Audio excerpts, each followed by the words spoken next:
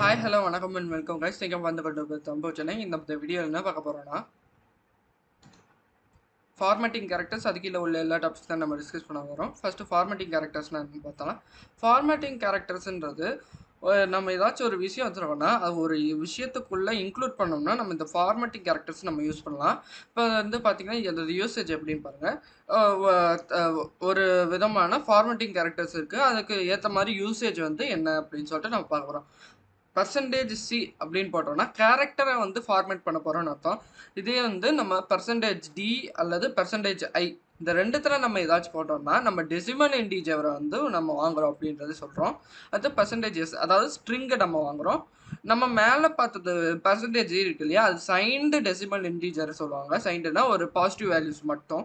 இதே வந்து percentage you அப்படின்னு சொல்லிட்டு போட்டோம்னா நம்ம அன்சைன்டு, அதாவது negative values as well as positive values ரெண்டுமே இன்க்ளூட் ஆகிறது. இது வந்து சொல்லியிருக்காங்க. பர்சன்டேஜ் ஓ அப்படின்னு பார்த்தீங்கன்னா ஆக்டல் இன்டிஜர், அதாவது பார்த்தீங்கன்னா 8 பிட்ஸ் அந்த மாதிரி வரும். பார்த்தீங்களா, நம்ம வந்து ஆக்டல்னால் என்ன படிச்சிருக்கோம், 0 to 7 வேல்யூ ரெப்ரசன்டேஷனில் வந்து நமக்கு வந்து வேல்யூஸ் வந்து ரெப்ரசென்ட் ஆகும் அப்படின்னு படிச்சிருக்கோம் இல்லையா, அதுதான் இங்கே வந்து ரெப்ரசென்ட் ஆகுது. பர்சன்டேஜ் எக்ஸ் அல்லது பர்சன்டேஜ் கேபிட்டல் எக்ஸ் இப்படி இருந்துச்சுன்னா அது வந்து ஹெக்ஸாடெசிமல், அதாவது 0 to f இந்த கண்டிஷனுக்குள்ளே இருந்துச்சுன்னா வந்து நமக்கு வந்து ஹெக்ஸாடெசிமலாக இருக்கும் அப்படின்றத சொல்லிடுறோம். பர்சன்டேஜ் இ அல்லது பர்சன்டேஜ் கேபிட்டல் இஆர் இருந்துச்சுன்னா எக்ஸ்பெனன்ஷியல் நோட்டேஷன் சொல்லுவாங்க. பர்சன்டேஜ் எஃப்ஆ இருந்தால் ஃப்ளோட்டிங் பாயிண்ட் நம்பர்ஸ் இருக்கும். பர்சன்டேஜ் ஜி அல்லது கேபிட்டல் ஜிஆர் இருந்துச்சுன்னா short numbers in floating point or exponential notation, அதாவது பார்த்தீங்கன்னா ஃப்ளோட்டிங் பாயிண்ட்டில் குட்டியாக நம்பராக இருக்கும், அந்த இது சொல்லியிருக்காங்க.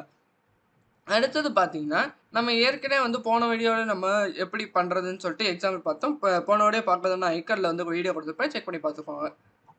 பார்த்தீங்கன்னா எஸ்கேப் சீக்வன்ஸ் பற்றி பார்க்க போகிறோம். எஸ்கேப் சீக்வன்ஸ்னால் என்னென்னு பார்த்தீங்கன்னா, நம்ம வந்து ஆரம்பிக்கும் போதே நம்ம வந்து ஸ்லாஷ்ன்னு போட்டு ஒரு விதமான இதில் நம்ம போட்டிருக்கோம் இல்லையா, அந்த இதில் பார்த்தீங்கன்னா உங்களுக்கு அதை தான் வந்து எஸ்கேப் சீக்வன்ஸ் அப்படின்றத சொல்லுவாங்க. சரிங்களா, இதுதான் வந்து தெரிஞ்சுக்க வேண்டிய விஷயம். இப்போ வந்து பார்த்தீங்கன்னா நம்ம எப்படி வந்து இதை வந்து செயல்படுத்த முடியும் அப்படின்றத பார்க்க போகிறோம்.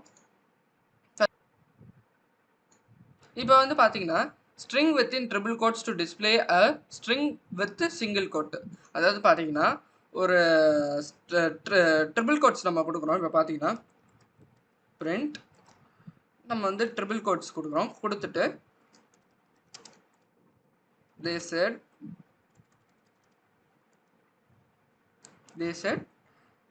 நம்ம வந்து டபுள் கோட்ஸ்குள்ளே கொடுக்குறோம். என்னன்னு பார்த்தீங்கன்னா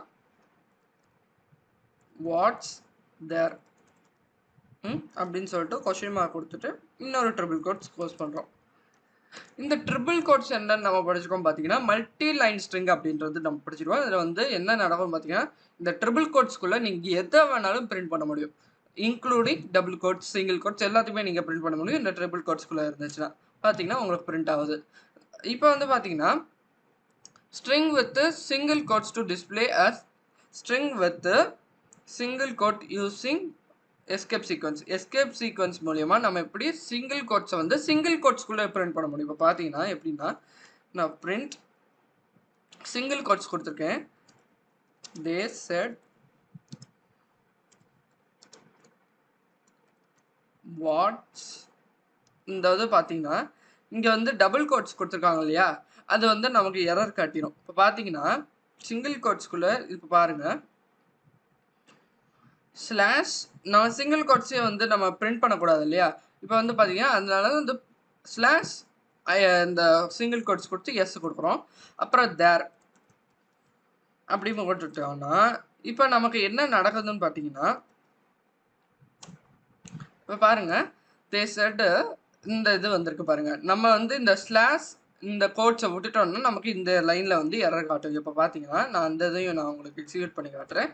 இப்போ பார்த்தீங்கன்னா நமக்கு எரர் பாட்டுங்க இந்த இதோட முடிஞ்சிருச்சு, அதுக்கப்புறம் எதுக்கு இங்கே தனியாக வருது அப்படின்னு சொல்லிட்டு எரர் காட்டுது. இதே வந்து டபுள் கோட்ஸ்லையும் நம்ம பண்ண முடியும், அதுக்கு வந்து ஸ்லாஷ் டபுள் கோட்ஸ் போடணும். இதில் தான் சிம்பிளாக தெரிஞ்சிக்க வேண்டிய விஷயம்.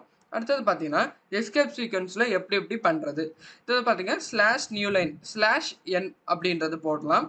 அடுத்து ஸ்லாஷ் நியூ லைன்னா பேக் ஸ்லாஷ் அல்லது நியூ லைன் இக்னோர்டு, அடுத்த லைனை வந்து இக்னோர் பண்ணுறது. ஸ்லாஷ் ஸ்லாஷ்னா இன்னொரு பேக் ஸ்லாஷை வந்து நமக்கு கொடுப்போம். கோட்ஸ் போட்டோன்னா சிங்கிள் கோட் பிரிண்ட் ஆகும், டபுள் கோட்ஸு. அடுத்து ஏன்னா ஆஸ்கிபிள் பெல் அப்படி ஒரு சவுண்டு வரும். பீன்றது பேக் ஸ்பேஸு, எஃப்ன்றது ஃபார்ம் ஃபீடு அப்படின்றத சொல்லுவோம். என்னன்றது அடுத்த லைனுக்கு வர்றது. ஆர்ன்றது ரிட்டர்ன் அடுத்த இதுக்கு போயிரு. அடுத்தது பார்த்தீங்கன்னா டி அதாவது ஹரிசாண்டல் டேப், அதாவது பார்த்தீங்கன்னா 4 or 5 ஸ்பேசஸ் வந்து விட்டுட்டு அடுத்ததை பிரிண்ட் பண்ணும். ஸ்லாஷ் வி அப்படின்னு கொடுத்தோம் பார்த்தீங்கன்னா டவுனில் வந்து 4 or 5 ஸ்பேசஸ் விட்டுட்டு அடுத்ததை பிரிண்ட் பண்ணும். ஸ்லாஷ் ட்ரிபிள் ஓ கொடுத்தோம்னா ஆக்டல் வேல்யூஸ், ஸ்லாஷ் XHH அப்படின்னு கொடுத்தோம்னா ஹெக்ஸாடெசிமல் வேல்யூஸ் அப்படின்றது தெரிஞ்சுக்கலாம். ஃபார்மேட் ஃபங்க்ஷன் அடுத்தது. ஃபார்மேட் ஃபங்க்ஷன்னா எப்படின்னா இந்த ப்ரோக்ராம் நான் உங்களுக்கு ரன் பண்ணி காட்டுறேன். இப்போ வந்து number n1 is equal to int, நம்ம வந்து டைரெக்டாகவே நம்பர் கொடுத்துடலாம் இல்லையா. நம்ம 15 அப்படின்னு சொல்லிட்டு கொடுப்போம். n2 ஈக்குவல் டு 30 அப்படின்னு சொல்லிட்டு நம்ம கொடுத்துருக்கோம். பிரிண்ட் the sum of, நம்ம வந்து இது கொடுக்குறோம். நான் உங்களுக்கு லாஸ்ட்ல எப்படின்னு சொல்லிட்டு சொல்கிறேன். and is இதை வந்து க்ளோஸ் பண்ணிடுறோம். Dot format of n1, n2, நம்ம கரெக்டாக தான் போடுறோமா அதுக்கு நம்ம செக் பண்ணிடுவோம். கரெக்டாக தான் போட்டுட்ருக்கோம். பார்த்தீங்கன்னா இந்த இடத்துல வந்து நம்ம வந்து n1 + n2 அப்படின்னு சொல்லிட்டு கொடுக்குறோம். இப்போ பார்த்தீங்கன்னா உங்களுக்கு என்ன நடந்திருக்குன்னு பாருங்கள். இப்போ பார்த்தீங்கன்னா இந்த சம் ஆஃப் இந்த ப்ராக்கெட்ஸ் வந்து இந்த ஃபார்மேட் ஃபங்க்ஷனோட ரியாக்ட் ஆகும். எப்படி பார்த்தீங்கன்னா ஃபர்ஸ்ட் ப்ராக்கெட் இருந்தது n1 டினோட் பண்ணுது, செகண்ட் ப்ராக்கெட்ஸ் பார்த்தீங்கன்னா n2 டினோட் பண்ணுது, தேர்ட் ப்ராக்கெட் பார்த்தீங்கன்னா இந்த ஆடட் வேல்யூ வந்து டினோட் பண்ணுது. இப்போ நம்ம இதை பிரிண்ட் பண்ணோம்னா நமக்கு the sum of 15 and 30 is 45 அப்படின்றது நமக்கு பிரிண்ட் ஆகுது.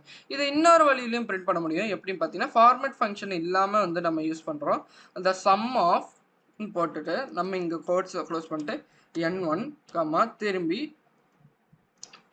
டபுள் கோட்ஸ் ஓப்பன் பண்ணி அண்ட் அடுத்து n2, இஸ் அப்படின்னு போட்டுட்டு நம்ம வந்து n1 + n2 அப்படின்னு சொல்லிட்டு கொடுத்தோம்னாலும் நமக்கு சேம் வந்து பிரிண்ட் ஆகும். நம்ம வந்து இப்படியும் ஃபார்மேட் ஃபங்க்ஷன் யூஸ் பண்ணியும் பண்ணலாம், ஃபார்மேட் ஃபங்க்ஷன் இல்லாமையும் பண்ணலாம்.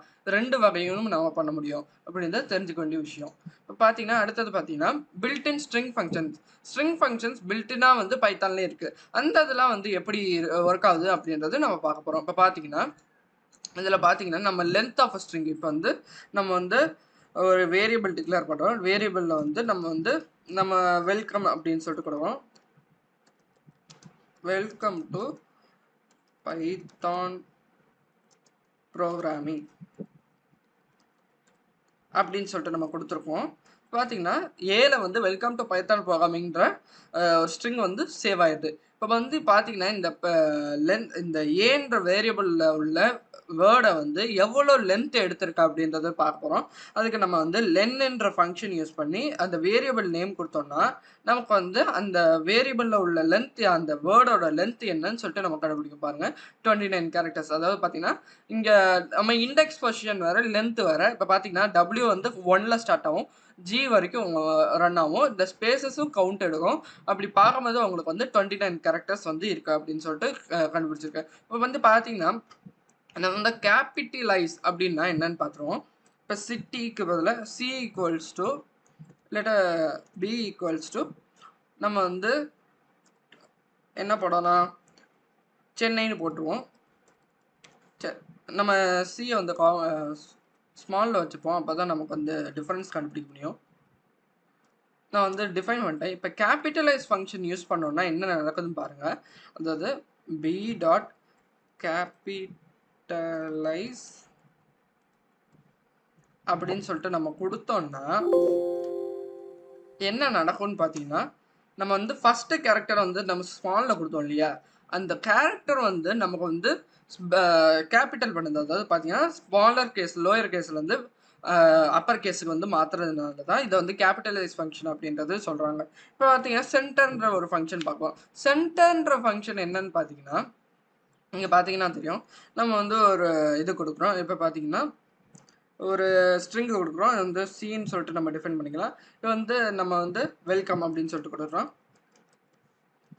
அந்த இதை வந்து நம்ம டிஃபைன் பண்ண பிறகு நம்ம சென்டர்ன்றது என்னன்னு பார்த்தீங்கன்னா பிரிண்ட் நம்ம இது வந்து கொடுத்துருவோம் இல்லையா C dot center of 15 star இப்படி கொடுத்துட்டோம்னா நமக்கு என்ன நடக்கும்னு பார்த்தீங்கன்னா இப்போ வந்து வெல்கம்ன்ற வேர்டை லென்த் எடுத்து பார்த்தீங்கன்னா 1 2 3 4 5 6 7 வருது இல்லையா நீ வந்து இந்த பைத்தான்ட்ட என்ன சொல்கிறோம் பார்த்தீங்கன்னா நீ வந்து 15 கேரக்டர் மொத்தமாக எடுத்துக்கோ இந்த 7 விட்டுட்டு அதுக்கு லெஃப்ட்லேயும் ரைட்லேயும் வந்து இந்த ஸ்டாரை வந்து 15க்கு ஈக்குவலாக வந்து பிரிண்ட் பண்ண அப்படின்றது நம்ம சொல்லியிருக்கோம் இப்போ இதை பிரிண்ட் பண்ணோம்னா நமக்கு என்ன பிரிண்ட் ஆகுது பாருங்க நமக்கு இது வந்து டோட்டலாக 15 இருக்கு பாருங்க இந்த ஸ்டார் 4 இந்த ஸ்டார் 4 8 இந்த வெல்கம்ன்ற வேர்டு 7 வருது 8 + 7 வந்து நமக்கு 15 கேரக்டர்ஸில் வந்து நமக்கு ஈக்குவலாக வந்து ஸ்டாரை ஸ்ப்ளிட் பண்ணி நமக்கு ரன் பண்ணியிருக்கு இவ்வளோதான் வந்து விஷயம் இதே வந்து நீங்கள் 16 கொடுக்கும்போது பார்த்தீங்கன்னா நமக்கு என்ன நடக்குதுன்னு பாருங்கள் 16 கொடுக்குறோம் நமக்கு பார்த்தீங்கன்னா நமக்கு எப்படி வருது முன்னாடி 4 பின்னாடி 5 இப்படி வந்து அதுவே முடிவு பண்ணிக்க எப்படி பண்ணணும் அப்படின்றது இது சொல்லியிருக்காங்க அடுத்து ஃபைண்ட் ஃபங்க்ஷன்னா என்னன்னு பார்த்தீங்கன்னா ஒரு வேர்டு இருக்குது டின்னு சொல்லிட்டு நம்ம டிஃபைன் பண்ணிக்கலாம் இதில் வந்து பார்த்தீங்கன்னா மேமல்ஸ் அப்படின்னு சொல்லிட்டு கொடுப்போம் MAMMALS மேமல்ஸ் அப்படின்னு சொல்லிட்டு நம்ம கொடுத்துருக்கோம் இப்போ பார்த்தீங்கன்னா ஸ்ட்ரிங் டாட் ஃபைண்ட் அதாவது பார்த்தீங்கன்னா T dot find of MA அப்படின்னு சொல்லிட்டு கொடுத்துருக்கோம் இப்போ வந்து இது என்ன பண்ணும்னு பார்த்தீங்கன்னா MAன்றது எங்கே இருக்குது அப்படின்றது கண்டுபிடிக்கும் பார்த்தீங்கன்னா 0ன்னு நமக்கு வந்து வேல்யூ வந்துருக்கு ஏன் பார்த்தீங்கன்னா நம்ம இண்டெக்ஸ் பொசிஷன் 0ல் வந்து எம்ன்றது இருக்குது அடுத்து ஏ இருக்குது ஆனால் ஸ்டார்டிங் இண்டெக்ஸ் பொசிஷன் என்னவோ அதுதான் நமக்கு வந்து ஆன்சராக வந்து கிடைக்கும் இப்போ வந்து பார்த்தீங்கன்னா MA ஆஃப் 2 அப்படின்னு சொல்லிட்டு கேட்டிருக்காங்க அப்போ வந்து நம்ம டி டாட் ஃபைண்ட் ஆஃப் நம்ம வந்து MA கொடுத்துட்டு காமா 2 அப்படின்றத நம்ம கொடுத்துருக்கோம் இப்போ வந்து பார்த்தீங்கன்னா நமக்கு 3ன்னு வருது இது எப்படின்னு பார்த்தீங்கன்னா 0 1 2 3 தேர்டு பொசிஷனில் செகண்ட் MA வருது கரெக்டாக அதனால 3 அப்படின்றது நமக்கு வந்து வேல்யூ வந்திருக்கு இப்போ வந்து பார்த்தீங்கன்னா இதே வந்து T dot find of MA comma 2 comma 4 இந்த பேராமீட்டர் அப்போ ஸ்டார்ட் எங்கே இருக்கணும் எண்ட் எங்கே இருக்கும் அப்படின்னு சொல்லிட்டு நம்ம டிஃபைன் பண்ணிட்டோம் நமக்கு ஆன்சர் வந்து -1 வருது இது ஏன் அப்படி வருதுன்னு சொல்லிட்டு பார்த்தீங்கன்னா இது வந்து இந்த கேரக்டர்ஸ்குள்ளே இந்த இது டிஃபைன் ஆக முடியாது அதனால -1ன்ற வேல்யூ வந்து நமக்கு ஆன்சராக கிடச்சிருக்கு அதனால வந்து இப்படி வந்திருக்கு அப்படின்றது தெரிஞ்சுக்கிறோம் அடுத்து இசால்னம்ன்றது ஒரு ஆல்ஃபா நியூமரிக் கேரக்டர் இல்லையா அப்படின்னு சொல்லிட்டு நம்ம கண்டுபிடிக்கிறதுக்காண்டி தான் இசால்னம் வந்து யூஸ் பண்ணுவோம் இப்போ பார்த்தீங்கன்னா நம்ம இதை வந்து எப்படி யூஸ் பண்ண வரோம் பார்த்தீங்கன்னா நம்ம A =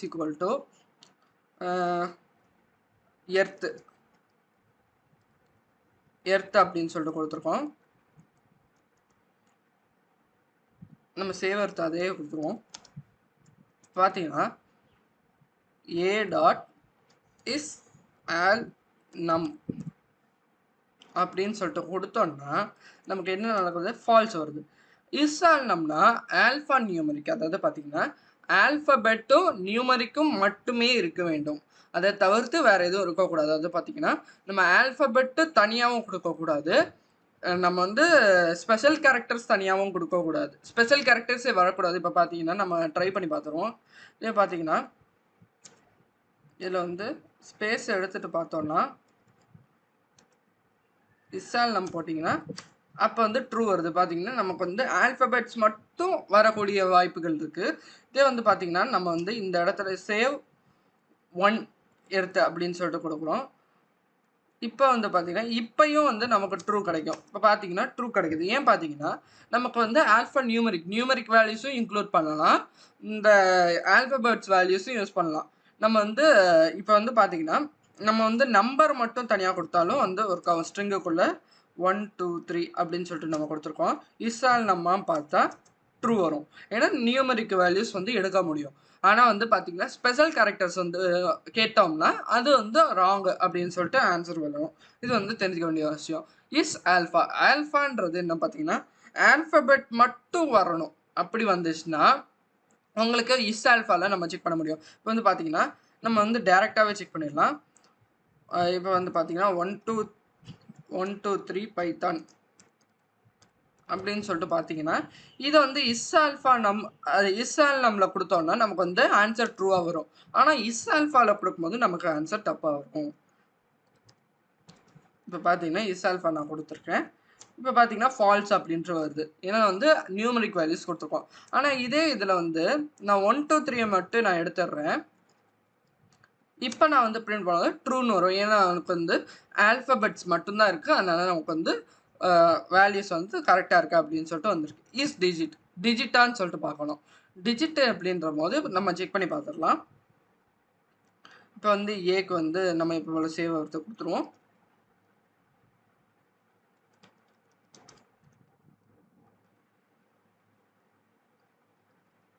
அப்புறம் பார்த்தீங்கன்னா அந்த டிஜிட்டான்னு சொல்லிட்டு செக் பண்ணோம்.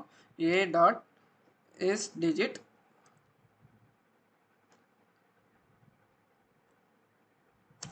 இஸ் டிஜிட் ஆஃப் அப்படின்னு சொல்லிட்டு கொடுத்தோம்னா நம்ம ஸ்பேஸ் இருக்கிறதுனால இது டிஜிட் இல்லை அப்படின்னு சொல்லிட்டு நமக்கு வருது. இதை வந்து நம்ம வந்து இதை மாற்றி பார்ப்போம்.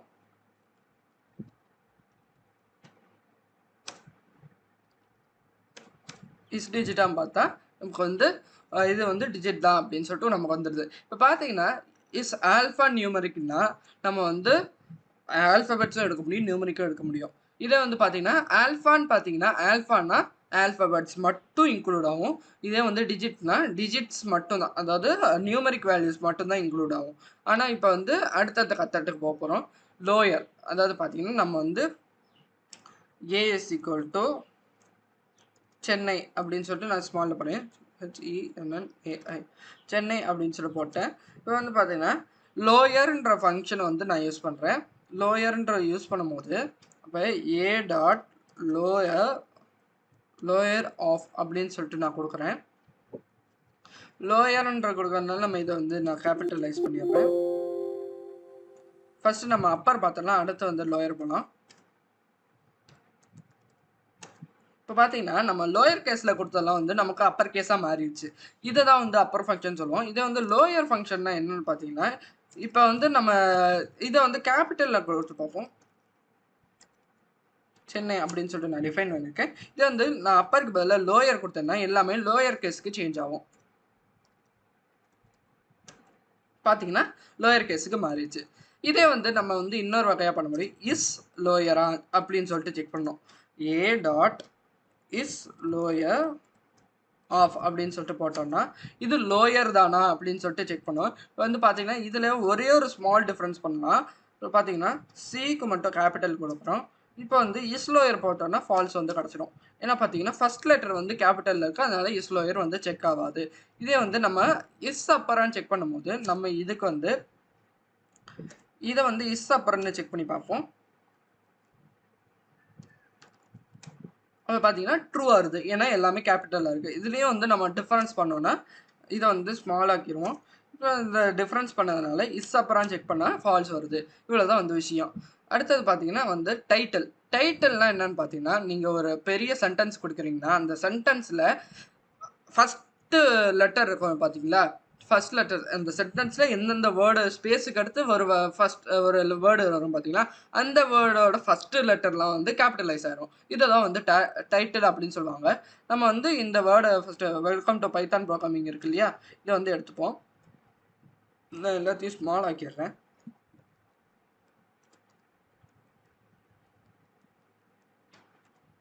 நல்லா இப்போ உங்களுக்கு ஈஸியாக புரியும்.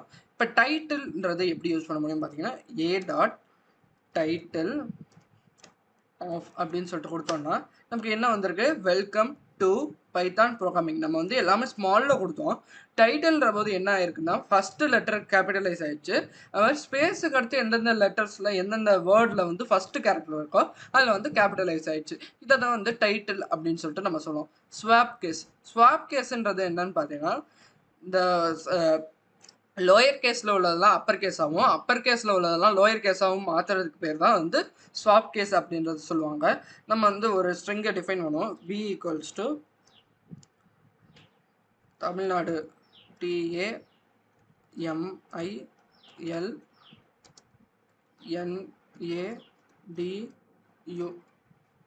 அப்படின்னு சொல்லிட்டு நான் டிஃபைன் பண்ணியிருக்கேன் இல்லையா. இப்போ வந்து இதை ஸ்வாப் கேஸ் அப்படின்னு சொல்லிட்டு நம்ம கொடுத்தோம்னா பி டாட் ஸ்வாப் கேஸ் அப்படின்னு சொல்லிட்டு நான் கொடுத்தேன்னா நமக்கு என்ன நடக்குது, கேபிட்டலில் கொடுத்ததெல்லாம் ஸ்மால் ஆயிடுச்சு, ஸ்மாலில் கொடுத்ததெல்லாம் கேபிட்டலைஸ் ஆயிடுச்சு. இதை வந்து ஸ்வாப் கேஸோட ஃபங்க்ஷன். அடுத்தது பார்த்தீங்கன்னா கவுண்ட்டுன்றது இந்த ராஜான். இப்போ பாருங்க, நான் வந்து நான் இதை போட்டு கட்டுறேன். C equal to Raja Cholan CHOLAN Cholan அப்படின்னு சொல்லிட்டு கொடுத்துருக்கோம். இப்போ வந்து பார்த்தீங்கன்னா இப்போ சி டாட் கவுண்ட் ஆஃப்